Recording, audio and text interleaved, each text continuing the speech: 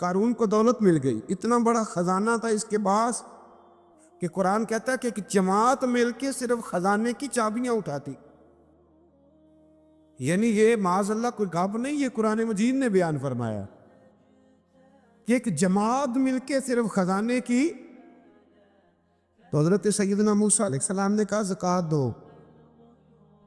زکوٰۃ کے معاملے میں لوگ ہیل و حجت سے کام لیتے، غریب ہو جاتے.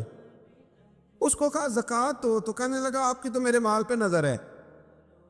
اب نے فرمایا تو بڑا بیوقوف ہے، مال تجھے اللہ نے دیا ہے نا، اللہ کے رستے میں دے. یہ کام ذرا مشکل ہے کہ اس کو بار بار کہا تو اس نے نہ بجائے اس کے کہ وہ مال دیتا، اس نے حضرت موسیٰ پہ الزام لگا دیا، ایک عورت کو تیار کر کے لایا. یہ الزاموں والا کیس سنتے آ رہے ہیں آپ کہاں تک؟ حضرت یوسف پہ بھی لگا، جناب مریم پہ بھی لگا، حضرت سیدنا موسیٰ کلیم پہ بھی لگا، اور حضرت عیسیٰ پہ بھی. سارے ہوئے نا الزامات. آپ کیا بات کرتے ہیں؟ الزام لگانا، بہتان ترازی کرنا، اور ہمارے یہاں اچھی بات دل سے پھیلتی ہے، بری خبر وہ جلدی پھیل جاتی. ایک عورت کو تیار کر کے لایا معاذ اللہ تعالیٰ حضرت موسیٰ پر الزام لگانے کے لیے، اور جب وہ بی بی آپ کے سامنے لا کے کھڑی کی تو حضرت موسیٰ نے جلال فرمایا تجھے قسم ہے اللہ کی عزت کی، سچ سچ بتا معاملہ کیا ہے. تو وہ خاتون کانپنے لگی، کہنے لگی میں موسیٰ کلیم کے سامنے کیسے کھڑی ہو سکتی؟ مجھے تو اس نے پیسے دے کے تیار کیا، مجھے اس نے مجھے پیسے دے کے تیار کیا، اور بڑی اس نے مجھے تکلیف دی ہے. یہ جب کہا تو حضرت موسیٰ علیہ السلام رونے لگے کہ تو سارا کچھ کرتا پر میری سفید چادر پہ داغ تو نہ لگانے کی کوشش کر. آپ رونے لگے. آپ یقین کریں لوگ تکلیف دیتے ہیں بعضوں کا، ایسی بات کرتے ہیں جس کا کوئی وجود نہیں ہوتا. تو یہ کچھ لوگ کر دیتے ہیں لیکن وہ سمجھتے نہیں. کہتے ہیں آپ حوصلہ کریں، آپ درویش ہیں. حضرت موسیٰ سے بڑا درویش کون ہوگا؟ کلیم تھے نا اللہ کے، بڑا جگرا ہے نا. لیکن رو پڑے، کہنے لگے تجھے ایسا نہیں کرنا چاہیے. کہنے لگے اللہ اب اسے سزا دے. تو رب کریم نے اس کے سارا ساز و سامان سمیت اسے زمین میں دھنسا دیا. وہ زمین میں غرق ہو گیا اپنے خزانے سمیت. امام اعظم ابو حنیفہ رحمۃ اللہ تعالیٰ علیہ کچھ لوگ حسد کرنے لگے تو ایک عورت ایک دفعہ آ گئی، کہنے لگی کوئی مسئلہ پوچھنا ہے. یہ بڑا کٹھن سا معاملہ ہوتا ہے، جو آدمی جو کام کر رہا ہوتا ہے وہی روپ دھار لیتے. مسئلہ کچھ نہیں، اندر آئی تو باہر سے شور ہو گیا. لوگ آ گئے، کوتوال کو بلا لیا، معاذ اللہ امام صاحب کے پاس بی بی ہے، جیل میں لے گئے، سویرے فیصلہ کریں گے. رات کو نا ساری رات امام اعظم نے نماز پڑھی، ساری رات، اور کہنے لگے اے اللہ اب تو میں بوڑھا ہو گیا، اس حال میں اب ان سوالوں کا جواب دوں گا. وہ عورت بھی ساتھ بند تھی، اس عمر میں ان سوالوں کے جواب یار بڑا مشکل ہوتا ہے.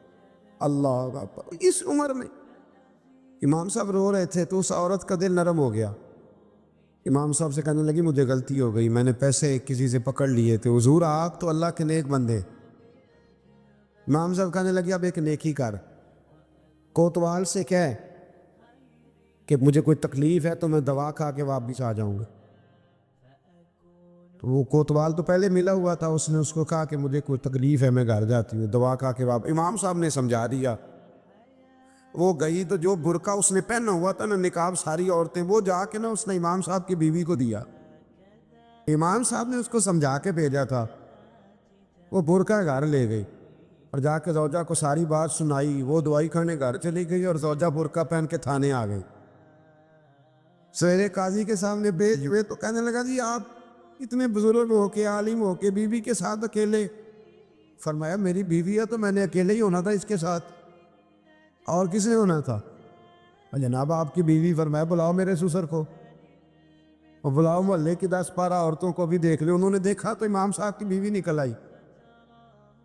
وہ جتنے تھے نا الزام لگانے والے وہ اب غور سے دیکھ رہے تھے. تو ایک کہنے لگا امام صاحب سے یہ کیا ہوا؟ فرمایا قرآن ہے وَتُعِزُّ مَن تَشَاءُ وَتُذِلُّ مَن تَشَاءُ. یہ قرآن ہے. ہونا کیا تھا؟ رب نے اپنا وعدہ سچا کر کے دکھایا ہے. تو اس نے بھی الزام لگایا، پھر سزا یہ ملی کہ وہ ہمیشہ کے لیے زمین میں دھنستا۔ دولت کون دیتا ہے؟ اللہ دیتا ہے نا، تو اگر اللہ کہے تھوڑی سی واپس بھی کرو، بندیاں دے خرچے بات جانتے تھے، تھوڑی سی واپس مانگ لے تو ہاتھ تنگ ہو جاتا ہے۔ یہ خاتون نے ایک دفعہ مجھے پیغام دیا تو میں بڑی اس کی بات سن کے مجھے عجیب لگا۔ وہ کہنے لگی کہ دوسری جگہ میری شادی ہوئی ہے، مجھے طلاق ہو گئی تھی، تو مجھے ایک تانا روز سننے کو ملتا ہے تو اتنی اچھی ہوتی تو وہاں نہ رہ لیتی۔ تو بھئی یہ کوئی تانے والی بات ہے؟ کوئی ضروری ہے کہ بیوی غلط ہوتی ہے تو طلاق ہوتی ہے؟ اللہ کے محبوب علیہ السلام کی 2 صاحبزادیوں کو ابو لہب کے 2 بیٹوں نے طلاق بھیج دی تھی، کس کی غلطی تھی؟ تو آپ کیا کہہ سکتے ہیں یہاں کیوں طلاق؟ تو اتنی جلدی بات تھوڑی کر دیں گے آپ، تھوڑی احتیاط فرمائیں بولنے۔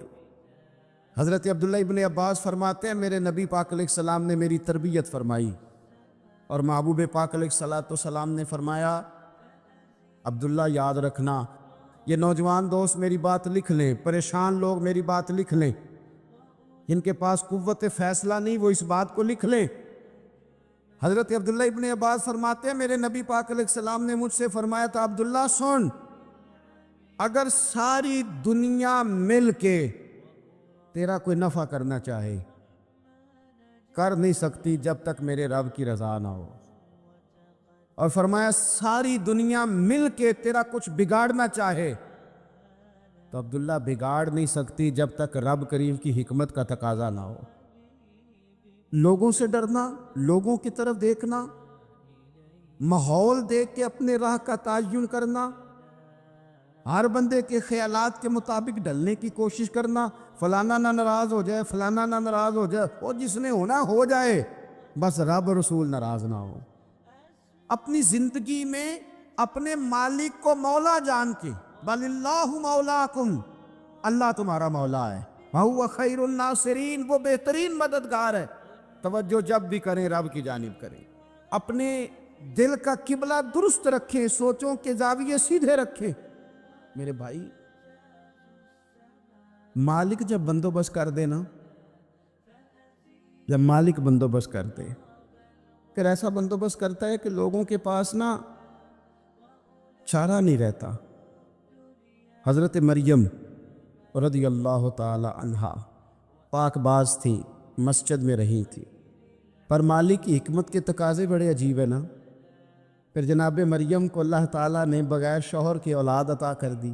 یہ بات ہی ایسی تھی، کسی نے کہا تھا کہ مخلوق تو فنکار ہے اس درجہ کے پل بھر میں سنگے در کعبہ سے بھی اصنام تراشے، تم کون ہو کیا چیز ہے داغے کبابی، لوگوں نے تو مریم پہ بھی الزام تراشے۔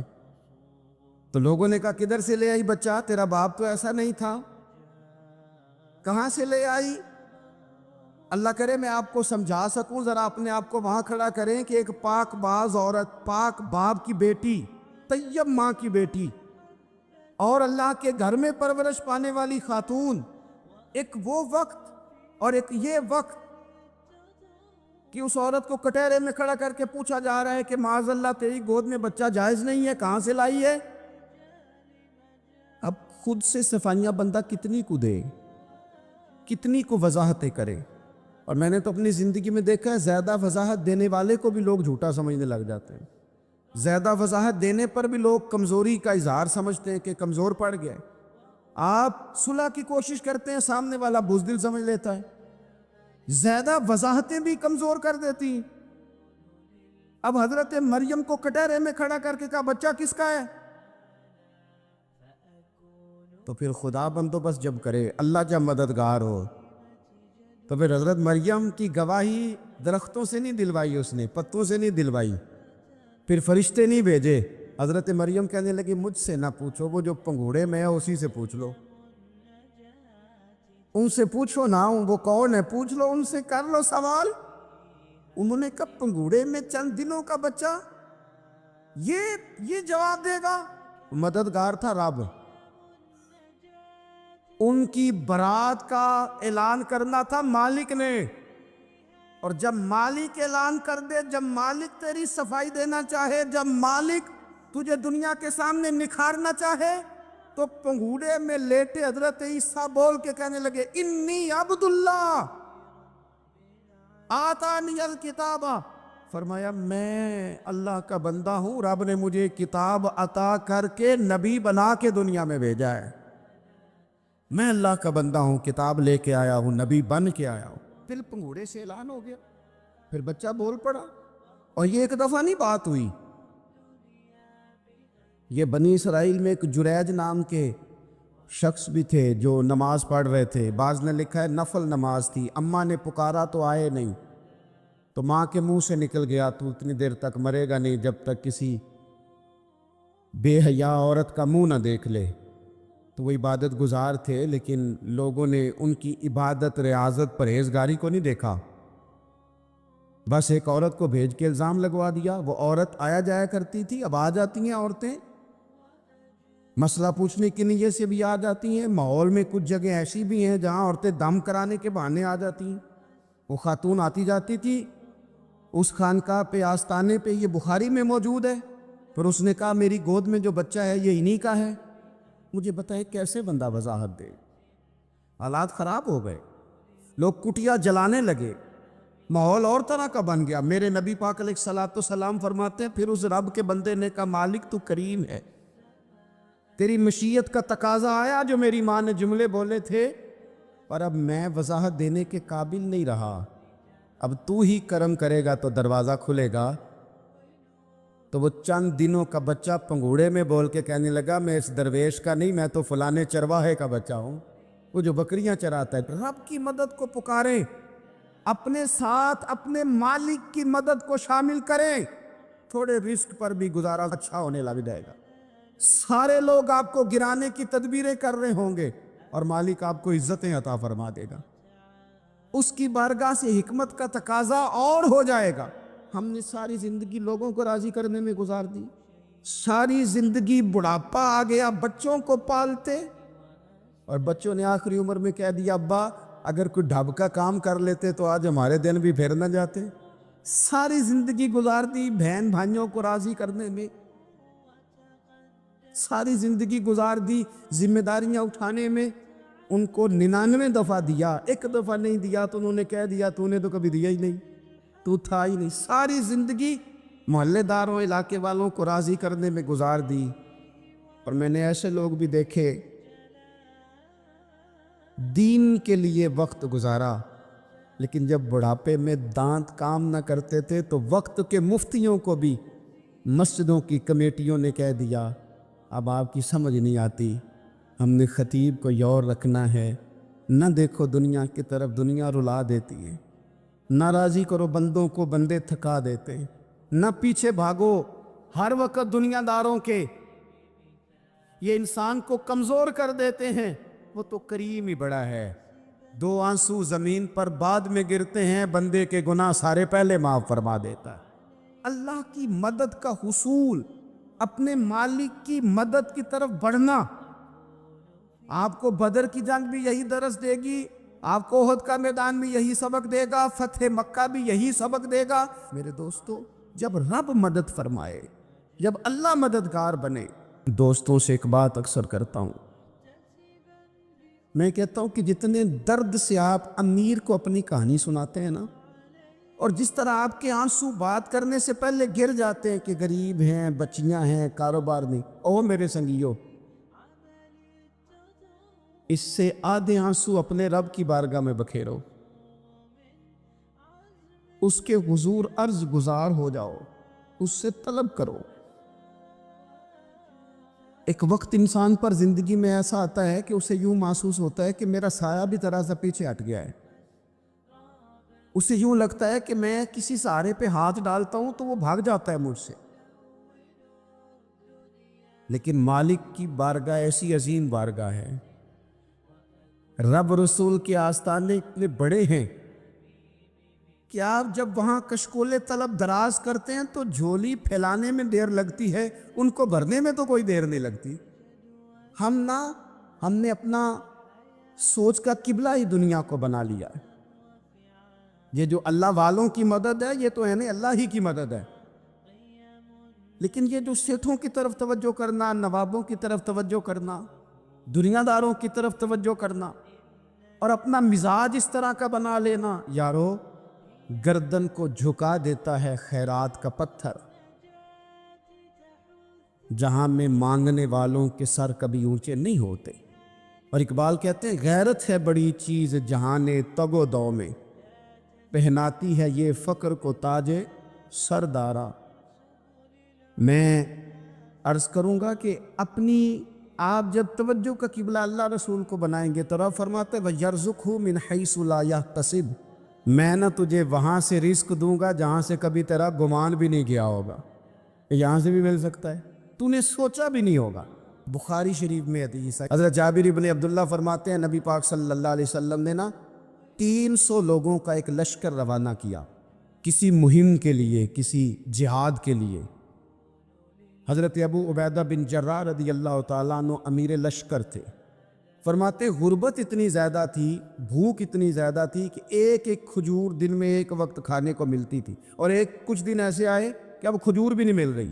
فرماتے اتنی زیادہ بھوک لگی مجاہدین کو 300 بندہ پتے کھا کے گزارا ہونے لگے، یہ بخاری میں موجود ہے۔ آپ فرماتے کہ دریا کے کنارے ہمارا پڑاؤ تھا، ٹھہراؤ تھا، جب بھوک سے نڈھال ہو گئے نا وَيَرْزُقْهُ مِنْ حَيْثُ لَا يَحْتَسِبُ، اللہ وہاں سے روزی دیتا ہے، گمان بھی نہیں ہوتا۔ فرماتے ہیں ایک مچھلی اللہ تعالیٰ نے دریا کے کنارے بھیجی، فرماتے ہیں وہ تھی تو مچھلی پر پہاڑ جتنی تھی۔ بخاری میں لفظ ہیں، حضرت جابر ابن عبداللہ رضی اللہ تعالیٰ عنہ فرماتے ہیں 300 آدمی 18 دن تک اس مچھلی کو کھاتے رہے، مچھلی ختم ہی نہیں ہوئی۔ مچھلیاں نہیں، مچھلی کہتے ہیں 18 دن 300 بندہ کھاتا رہا، مچھلی ختم ہی نہیں ہوئی۔ اور فرماتے ہیں کہ اس کی ہڈی نکال کے، کانٹا کہیں گے آپ اپنی زبان میں، کہتے ہیں وہ نکال کے تو اس کو کھڑا کیا جب، تو اونٹ کجاوے سمیت اس کے بیچ سے گزر جاتا تھا، 2 اس کے کانٹے جوڑے۔ فرماتے ہیں وہ اس کا گوشت ہم کھاتے تھے اور اس کی چربی بطور تیل کے ہم جسموں پہ ملتے تھے، بیماروں کو اس سے سکون آتا تھا، تندرستی شفا ہوتی۔ فرماتے ہیں ہم کھایا بھی ہم نے، اور کچھ لے کے ہم مدینے بھی گئے، اور قربان جائیں نبی پاک نے بھی اس میں سے کھایا۔ ہم نے عرض کی حضور یہ معمہ کیا ہے، یہ ماجرا کیا ہے؟ تو محبوب نے فرمایا تمہارے پاس غذا نہیں تھی، رب نے تمہارے لیے بندوبست کیا ہے، اللہ نے تمہیں دیا ہے۔ مکان شروع کر لیا، ایک صاحب نے مکان بنانے لگے، آپ وہ حساب لگا رہے ہیں، کہتے ہیں میرے پاس اتنے پیسے ہیں، اتنے میں نے فلانے دوست سے کہنا ہے اس نے دے دینے، اتنے فلانے رشتہ دار سے کہنا ہے اس نے دے دینے، اتنے فلانے سے کہنا ہے اس نے دے دینے۔ یہ ساری کاپی بنا کے مکان شروع کر لیا۔ جو روز کہتا تھا کوئی حکم ہو جاتے 10 سب سے پہلے اس کو کہا میاں پیسے چاہیے دین، وہ کہندا ہو کل ہی منڈا ٹوریا ہے، کہتے تو پرسوں 10 داتے لب جانے سن۔ میں آپ کو اپنے تجربے کی بات بتا رہا ہوں۔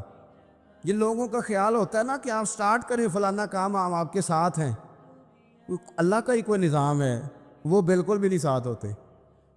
لیکن ایسا نہیں ہے کہ کوئی ساتھ نہیں ہوتا، اللہ تعالیٰ بڑے اسباب پیدا کرتا ہے، وہاں سے دیتا ہے جہاں سے گمان بھی۔ ہمارا یہ ذہن بن جاتا ہے ہم ساری اپنے حساب سے چلتے ہیں، اتنے رشتہ داروں سے، اتنے کون آپ کے ساتھ چلے گا، سوال ہی نہیں پیدا ہوتا۔ یہ سارے کام چھوڑ کے سب سے پہلے 2 رکعتیں پڑھو، اپنے رب کی بارگاہ میں، رسول کائنات کی بارگاہ میں گزارشات اور استغاثے پیش کرو، وہاں سے خیر طلب کرو۔ دنیا دار کیا دیں گے، کیا دے سکتے ہیں، کیا حیثیت ہوتی ہے کسی؟ اللہ کہتا ہے وہاں سے دوں گا۔ تو جو اللہ مال دے وہ لینا چاہیے کہ رشتہ داروں کا مال دیکھنا چاہیے؟ جو اللہ دے وہ لینا چاہیے کہ سیٹھوں نوابوں کی جیبیں دیکھنی چاہیے؟ جو اللہ دے وہ قبول کرنا چاہیے یا دیکھنا چاہیے کون سا آدمی کہاں پہنچ گیا؟ چھوڑو، اپنی مٹی پہ چلنے کا سلیقہ سیکھو۔ کسی کے سنگ مرمر پہ چلو گے تو پھسل جاؤ گے۔ مدد اللہ سے چاہیں، اپنی توجہات کا مرکز رب رسول کی ذات پر بنائیں، پھر آپ محسوس کریں گے کہ بڑی جلدی اللہ تعالیٰ کی مدد آنے لگی ہے۔ کبھی آپ صرف کہہ دیں میرا رب میرے ساتھ ہے، اس لفظ میں اتنی طاقت ہے کہ دشمن ویسے زہر ہو جاتا ہے۔ زندگی میں کسی سے بھی لڑائی ہو اچھی طرح سوچ لیں کہ اللہ اس طرف ہے یا اس طرف ہے. اگر آپ زیادتی پہ ہیں تو پھر رب مظلوم کی جانب ہے. اگر اللہ کی مدد آپ کے ساتھ ہے تو دنیا کی کوئی طاقت آپ کو گرا نہیں سکتی. اور اگر آپ مظلوم کے مقابلے میں ظالم بن کے آپ کھڑے ہو گئے ہیں اور آپ نے رویہ وہ اختیار کیا ہے کہ جس میں مدد نہیں آئے گی, تو پھر یاد رکھ لیں کہ آپ کوئی بھی ہیں, کہاں بھی ہیں, آپ کمزور ہیں. طاقتور تھے ابتدائے اسلام میں, ظاہری طاقت تھی کفار مکہ کے پاس, وہ ڈنڈوں سے مارتے تھے غریبوں کو, ان کے ہاتھوں میں ڈنڈے تھے, پر خدائی طاقت ان مظلوموں کے ساتھ تھی. صاحب زرقانی نے لکھا ہے, حضرت زنیرہ رضی اللہ تعالیٰ عنہ ایک لونڈی ہیں, غریب ہیں, ماڑے دا کی کام محمد نس جانا یا رونا, غریب سادی بی بی اور لونڈی کنیزہ, ایک مشرک کی کنیزہ تھی, انہوں نے کلمہ پڑھ لیا, وہ ڈنڈوں سے مارتا, دروں سے مارتا, تکلیف دیتا. حضرت زنیرہ رضی اللہ تعالیٰ عنہ کو اتنا مارا, اتنا مارا. اب آپ ایک اور پہلو پر بھی غور کریں, مار بھی پڑ رہی ہے پر خدا ادھر ہی ہے, اللہ کی مدد ادھر ہی ہے. رب کہتا ہے کہ پہلے تو صبر کرنا, ان اللہ مع الصابرین, تو صبر کرے گا تو پھر رب کی معیت ملے گی. ذرا ٹھہرنا, تو تھوڑا ڈٹنا. ان الذین قالوا ربنا اللہ ثم استقاموا تتنزل علیہم الملائکہ, تو کہے اللہ میرا رب ہے, پھر تو پہلے ڈٹ, پہلے تو نے ڈٹنا ہے. ثم استقاموا, جو ڈٹ گیا, تتنزل علیہم الملائکہ, ڈٹنے والے کے لیے مدد آتی. پہلے تھوڑا ٹھہرنا پڑتا ہے, پہلے تھوڑا صبر کرنا پڑتا ہے, حوصلہ کرنا پڑتا, اس کے بعد مدد آتی. مار پڑ رہی ہے, مارا جا رہا ہے. حضرت زنیرہ کو ان کا مالک جو ہے ظاہری آقا وہ مار رہا ہے, یہ کنیزہ ہے, اتنا مارا, اتنا مارا, ان کی بینائی چلی گئی, نظر آنا بند ہو گیا. ابو جہل آیا اور کہنے لگا زنیرہ دیکھا نا ہمارے بت تیری آنکھیں لے گئے, معاذ اللہ, لات و منات ہمارے بتوں نے تجھے اندھا کر دیا. اب ایسا نہیں ہے کہ بی بی روتی جا رہی ہے, روتی جا رہی ہے, مایوسی مایوسی, معاذ اللہ, پریشانی, غریبی بڑی ہے, پوچھنے والا کوئی نہیں, یہ باتیں نہیں. کیا جملے ہیں خاتون کے, کیا لفظ ہیں. ابو جال نے تنزیہ کہا, معاذ اللہ, کہنے لگا دیکھا نا ہمارے بتوں نے تجھے اندھا کر دیا. تو جناب زنیرہ آنکھوں کی بینائی گئی ہے, رات کو گئی ہے, دکھ ابھی تازہ ہے, لیکن اللہ پہ جو توکل ہے, اپنے مالک سے جو رشتہ ہے,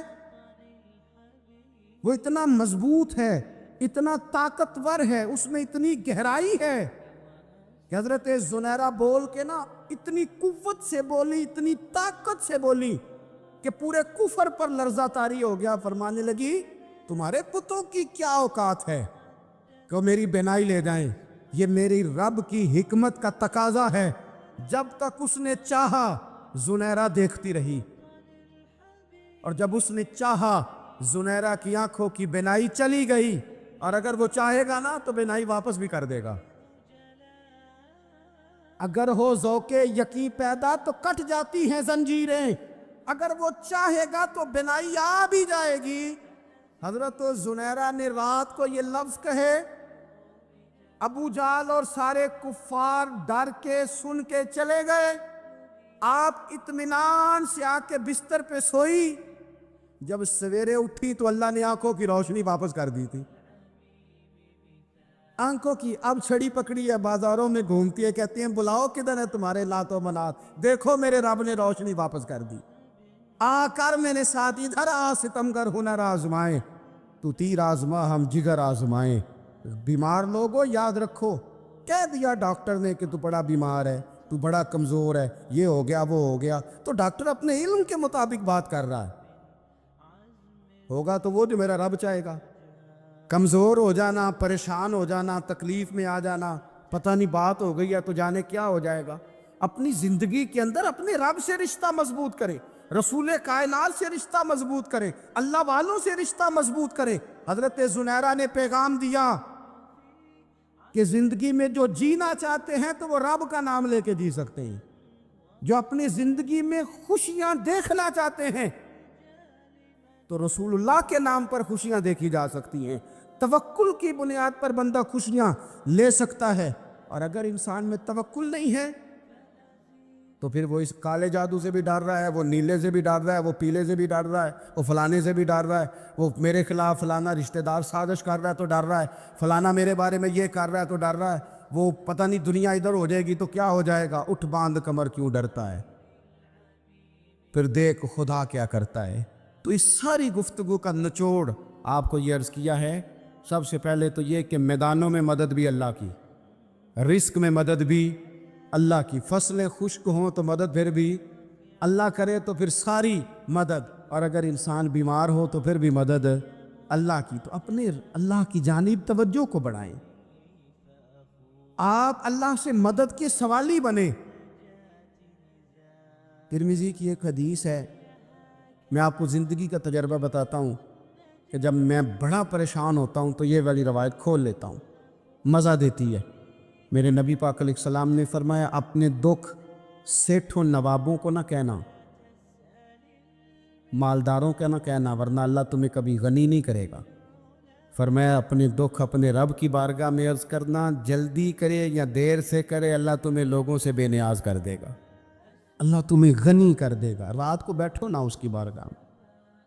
امام غزالی سے کسی نے پوچھا تھا, امام غزالی سے, کہ حضور اللہ کا بندے سے راضی ہونا کمال ہے یا بندے کا اللہ سے راضی ہونا کمال ہے؟ تو امام غزالی مسکرائے, فرمانے لگے رب تو بڑا ہی مہربان ہے, وہ تو بڑی جلدی راضی ہو جاتا ہے. وہ تو مسجد میں آ کے توبہ کرے تو اللہ راضی, کسی یتیم کے سر پہ ہاتھ پھیرو تو اللہ راضی, وہ تو کسی اندھے کو رستہ دکھایا تو اللہ راضی ہو گیا, وہ تو طوائف نے کتے کو پانی پلایا تو اللہ. امام صاحب فرمانے لگے یہ بندہ ہے جو اللہ سے راضی نہیں ہوتا.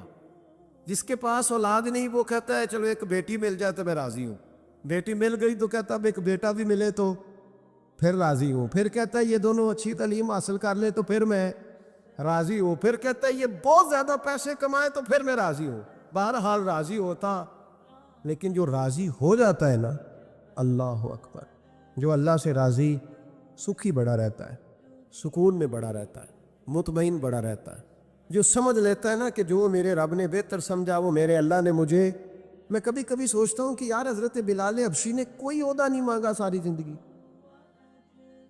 انہوں نے نہیں کہا مجھے بھی ایک صوبے کا گورنر بناؤ میری بھی خدمات ہے, مجھے بھی وزیر خزانہ بناؤ میرا بھی کچھ بنتا ہے. ایک دفعہ نہیں کہا سیدنا بلال حبشی رضی اللہ تعالیٰ عنہ نے کہ میری بھی کوئی ڈیوٹی ایسی ہونی چاہیے کہ مجھے چلو سپہ سالار ہی بنا دیا جائے. ساری زندگی مسجد میں جھاڑو دیا تو اسی پہ راضی رہے, ساری زندگی محبوب کے مہمانوں کا لنگر پکایا تو اسی پہ راضی رہے, ساری زندگی میرے محبوب علیہ السلام کے بچوں کی نوکری کی تو اسی پہ راضی رہے, راضی بالرضا رہے. حضرت سیدنا موسیٰ علیہ السلام نے عرض کی کوہ طور پہ جا کے, مولا میری قوم پوچھتی ہے کہ کوئی ایسا کام بتا جو ہم کریں تو ہم سے راضی ہو جائے.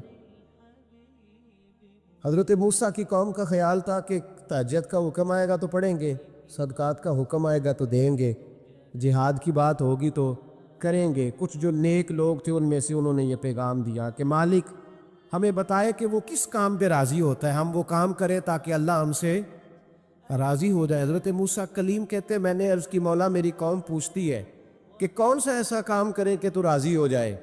تو رب کریم نے ارشاد فرمایا, موسیٰ کہتے میرا خیال تھا کوئی لسٹ ملے گی, لیکن مالک نے ایک جملہ کہا, ایک جملہ, اور تفسیروں کے دریاب آ دیے. عرش کے مالک نے فرمایا موسیٰ ان سے کہو جا کے کہ وہ مجھ سے راضی ہو جائے, میں ان سے راضی ہو جاؤں گا, مجھ سے راضی ہو جائے. بندے اللہ سے راضی ہی نہیں راضی ہوتے, اللہ کی رضا پہ راضی رہیں, مالک کے فیصلوں میں اپنے دل میں کوئی بوجھ محسوس نہ کریں, اپنی زندگی اللہ کے فیصلوں. دیکھیں نا, جو ماں باپ اللہ نے بڑے اچھے سمجھے وہ ہمارے لیے پسند کی, وہ اللہ نے ہمارے لیے جو اس نے ہمارے حق میں بڑے, جو بہن بھائی اللہ کرے آپ کو سمجھ آئے, جو بہن بھائی اس نے ہمارے حق میں بڑے اچھے سمجھے وہی بہن بھائی اس نے ہمیں عطا کیے. جس بیوی کو اس نے ہمارے گھر کے گلشن میں بہتر سمجھا اس کو لا کے اس نے ہمارے آنگن میں بٹھایا, اور جو اولاد اس نے ہمارے لیے باعث افتخار سمجھی وہ اولاد اس نے ہمیں عطا فرمائی۔ حضرت نوح علیہ السلام کا بیٹا کافر ہو گیا، پر کسی جگہ انہوں نے شکوہ نہیں کیا کہ مالک یہ کافر کیوں ہوا۔ اللہ کے قبضے میں ہے نا دل، پھیر سکتے ہیں نا، مقلب القلوب ہے، لیکن حضرت نوح نے دعا اللہ کی رضا پر راضی رہے، سمجھو کہ میرے حق میں جو بہتر تھا مالک نے وہ چیز مجھے عطا کر دی۔ ہم کے سوچتے ہی نہیں کہ ہمیں نہیں پتا ہمارے حق میں بہتر کیا ہے، ہمارے رب کو پتا ہے۔